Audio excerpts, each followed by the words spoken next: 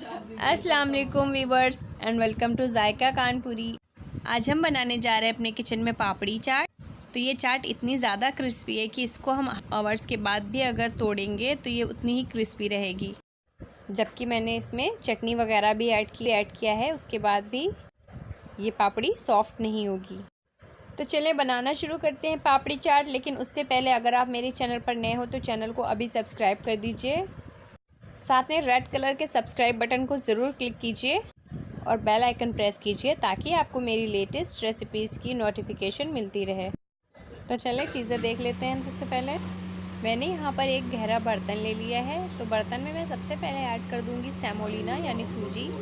तो यहाँ पर मैं सेमोलिना 1 कप यूज़ कर रही हूँ और सेमोलिना को मैंने एक बार अपने जार में घुमा लिया है ताकि ये जो सेमोलिना है वो बारीक हो जाए। बारीक ज़रूर कर लें। अब मैं यहाँ पर हाफ़ कप मैदा ऐड कर रही हूँ। इसके अलावा मैं यहाँ पर हाफ़ टी स्पून के करीब नमक ऐड कर दूँगी। तो नमक ऐड कर देने के बाद मैं यहाँ पर ऐड कर दूँगी ऑयल। यहाँ पर मैं रिफ़ाइन ऑयल का यूज़ कर रही हूँ। यहाँ पर मैं 2 टेबलस्पून रिफ़ाइन ऑयल ऐड कर रही हूँ। आप चाहें तो घी भी ले सकते हैं। अब हमने अपने बर्तन में सभी चीज़ों को शामिल कर लिया है। हाथों से अच्छी तरह से मिला लेंगे ताकि जो हमने ऑयल ऐड किया है वो आपस में कंबाइन हो जाए, तभी पापड़ी अच्छी बनेगी। तो यहाँ पर हमने सभी चीज़ों को अच्छे से मिला लिया है मसल कर। और अब मैं थोड़ा थोड़ा पानी ऐड करके एक डो तैयार कर लूँगी।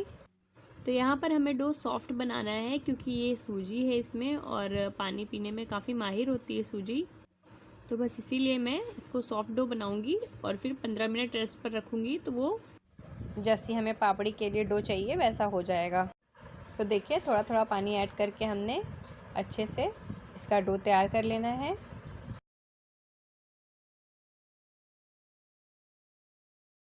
तो यहाँ पर हमारा डो रेडी हो गया है अच्छे से। अब हम इसे कवर करके रख देंगे 15 मिनट के लिए। इस डो को मैंने सॉफ्ट होने तक पंच लगाए थे क्योंकि जब हम इसे रेस्ट पर रखेंगे तो ये हार्ड हो जाएगा क्योंकि इसमें सेमोलिना है। तो 15 मिनट बाद फिर से मैंने इसमें 2-3 पंच लगा लिए हैं। अब मैं इनके छोटे छोटे पेड़े बना लूँगी। उसके बाद मैं बेलना शुरू करूँगी। तो एक साइज़ के सभी बॉल्स को मैं तैयार कर लूँगी पहले।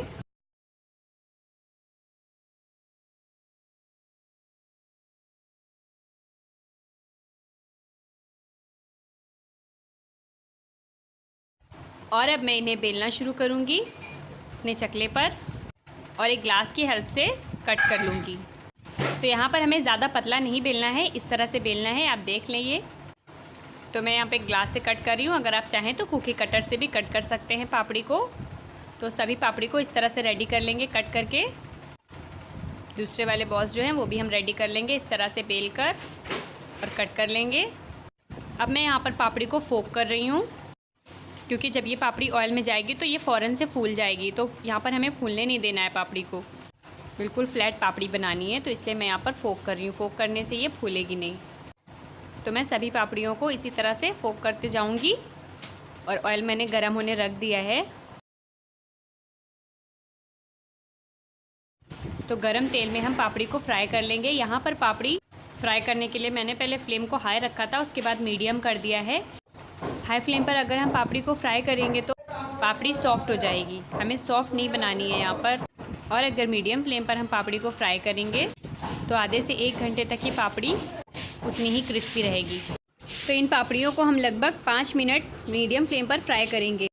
तो यहाँ पर अगर हम देर तक पापड़ी को फ्राई करेंगे तो हमारी पापड़ी उतनी देर क्रिस्पी रहेगी। तो पापड़ी फ्राई हो गई है। अब हमने ले ली एक प्लेट। पापड़ी को हमने निकाल लिया। तो मैंने डल से निकाल कर पापड़ी इनमें नहीं रखा है। मैंने 5-6 मिनट रेस्ट पर रखा पहले पापड़ी को, उसके बाद मैंने यहाँ पर प्लेट में रखा। अब मैं यहाँ पर उबले आलू ऊपर से ऐड कर दूँगी। तो यहाँ पर मैं उबले आलू को तोड़कर ऐड कर रही हूँ। आप चाहें तो उबले आलू के स्क्वायर्स ऐड कर सकते हैं। तो आलू मैंने ऐड कर दिए हैं। अब बारी है ग्रीन चटनी की, जो मैंने अपने चैनल पर आपको पहले ही बता दिया है। ये चाट के लिए ग्रीन चटनी कैसे बनाते हैं लिंक मैं आपको डिस्क्रिप्शन बॉक्स में दे दूँगी। तो अपनी मर्ज़ी से आप ऐड कर दें ग्रीन चटनी, आपको जितनी भी पसंद हो। और अब मैं इमली की खट्टी मीठी चटनी ऐड कर रही हूँ। ये भी आप अपने हिसाब से ऐड कर दें, लेकिन मुझे ज़्यादा पसंद है इसलिए मैं खट्टी मीठी चटनी ज़्यादा ऐड कर रही हूँ। और अब मैं यहाँ पर दही ऐड कर चीनी ऐड करके फ्रीज़ में रख दिया था ठंडा होने के लिए।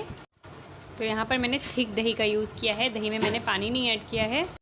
तो अगर आप चाहें तो दही में नमक ऐड कर लें अगर आपको नमकीन दही पसंद हो, लेकिन मैंने यहाँ पर मीठी दही ऐड किया है चाट में। अब मैं दूसरी लेयर तैयार करूँगी। फिर से मैं पापड़ी रख दूँगी इनके ऊपर।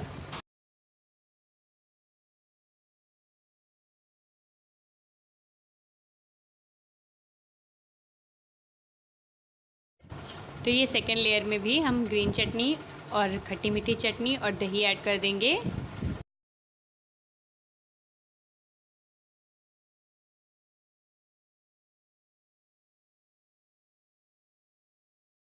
और मैं अब बनाऊंगी तीसरी और आखिरी लेयर। तो जैसे मैंने बाकी के इंग्रेडिएंट्स ऐड किए थे बिल्कुल उसी तरह से ऐड कर दूंगी। ग्रीन चटनी और खट्टी मीठी चटनी, दही, उबले आलू वगैरह। तो चाट वगैरह में खट्टी मीठी चटनी ज़्यादा पसंद की जाती है, तो इसलिए मैं खट्टी मीठी चटनी ज़्यादा ही ऐड कर रही हूँ। आप अपने हिसाब से ऐड करें,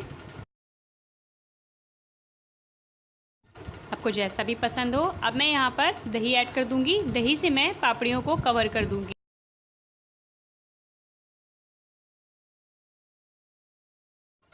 तो यहाँ पर हमने दही से कवर कर लिया अपनी चाट को। अब मैं यहाँ पर पाउडर्ड मसाले ऐड करूँगी। तो मैं यहाँ पर सबसे पहले सादा नमक ऐड करूँगी। चुटकी भर ऐड करूँगी सादा नमक, और चुटकी भर ही मैं यहाँ पर ऐड करूँगी काला नमक।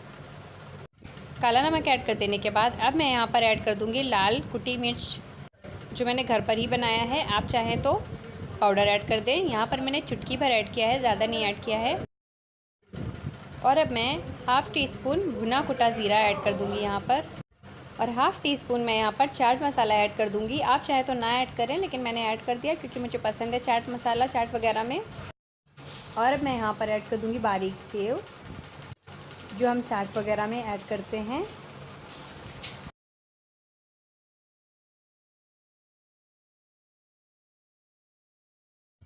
तो यहाँ पर मैंने 4 टेबलस्पून भरकर ऐड किया है बारीक सेव। आपको जितनी पसंद हो उतनी ऐड कर दें। अब मैं लास्ट में ऐड कर दूँगी अनारदाना। अनारदाना मैंने यहाँ पर 2 टेबलस्पून ऐड किया है। ये आपकी मर्ज़ी है, आप चाहें ऐड करें चाहे ना ऐड करें, लेकिन चाट वगैरह में अनारदाना अच्छा लगता है तो मैंने ऐड कर दिया। तो अगर आप मेरे तरीके से बनाएंगे इस पापड़ी चाट को, तो आपको आधे घंटे बाद भी ये उतनी क्रिस्पी ही मिलेगी। देखिए मैं आपको तोड़ कर दिखाती हूँ आधे घंटे बाद। ये देखिए कितनी क्रिस्पी है। तो अगर आपको मेरी रेसिपी अच्छी लगी हो तो लाइक ज़रूर कीजिएगा, चैनल को सब्सक्राइब कर दीजिएगा। अल्लाह हाफिज़।